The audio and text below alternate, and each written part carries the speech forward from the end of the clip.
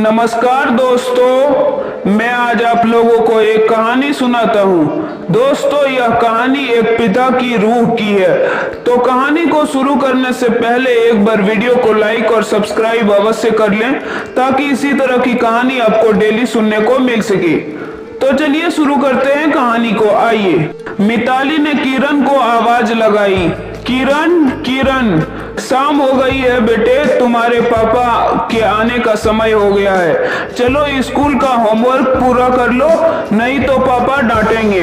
पापा का नाम सुनते ही 8 साल का किरण दौड़ते हुए घर में आया और ऊपरी मंजिल में सीढ़ियों पर तेजी से चढ़ने लगा।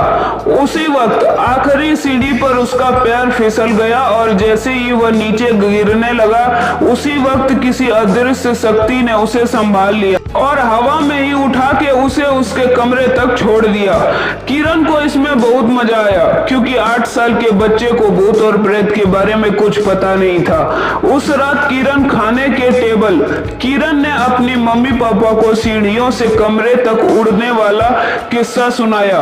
बच्चों पर भला कौन विश्वास करता, लेकिन उसके दूसरे दिन से किरण की माँ को किरण के बर्ताव में बदलाव महसूस होने लगा। वह स्कूल का होमवर्क समय पर पूरा करने लगा, सुबह स्कूल के लिए खुद से तैयार होने लगा।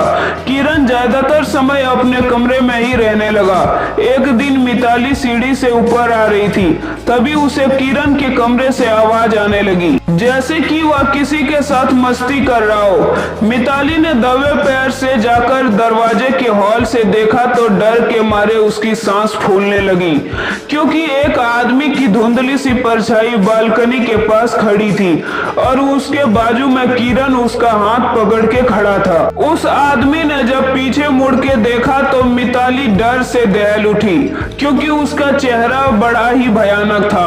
उस पर गहरी चोट के निशान थे। देखते ही देखते वह आदमी कुछ ही पलों में गायब हो गया। फिर मिताली दरवाजे खोल के दौड़े हुई आई और किरण को सीने से लगा के बाहर की तरफ भागी।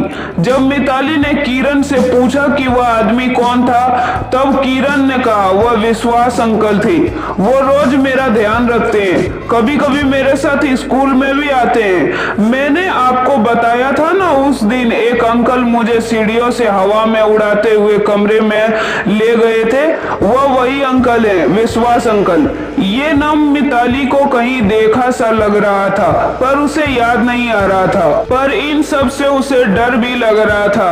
पर तसल्ली इस बात की थी कि उस आत्मा ने किरण को अब तक कोई नुकसान नहीं पहुंचाया था। उस दिन स्कूल में कोई फंक्शन होने की वजह से स्कूल 11 बजे था। मिताली ने किरण को स्कूल बस में बैठा दिया और वापस घर लौटी। तभी उसने पाया कि बेडरूम में लगे आईने पर लिपस्टिक से एक नाम लिखा था, मदर टेरेसा अनाथालय, जहां से मिताली ने उसके पिता आरव ने किरण को गोद लिया था। मिताली ने उसी वक्त घर को ताला लगा के आरव को कॉल किया और उसे तुरंत अनाथालय में बुला लिया और गाड़ी लेके खुद भी अनाथालय की ओर निकल पड़ी।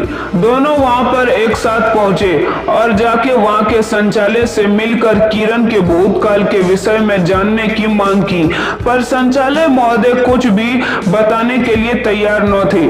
तब मिताली उन्हें सब हकीकत और वह नाम बताया।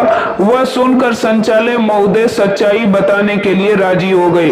वह बोले कि विश्वास त्यागी, यह किरण के पिता का नाम है। किरण को जन्म देते वक्त उसकी मां गुजर गई थी।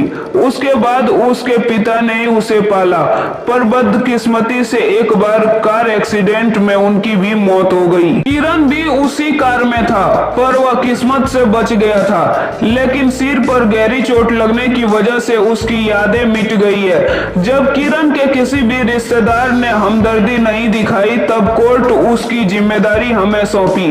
उसके बाद हमें भी बहुत बार ऐसा महसूस हुआ कि किरण हिफाजत कोई रूह ही ताकत कर रही है, पर उस रूह ने उसे कभी नुकसान नहीं पहुंचाया।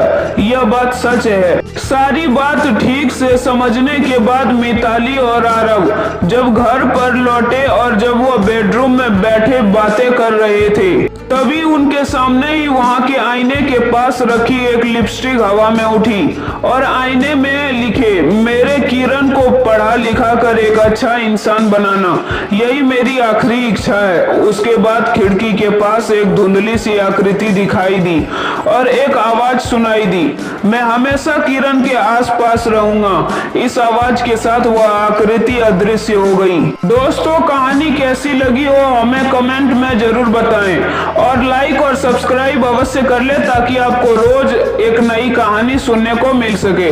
तब तक के लिए धन्यवाद, मिलते हैं अगले वीडियो में।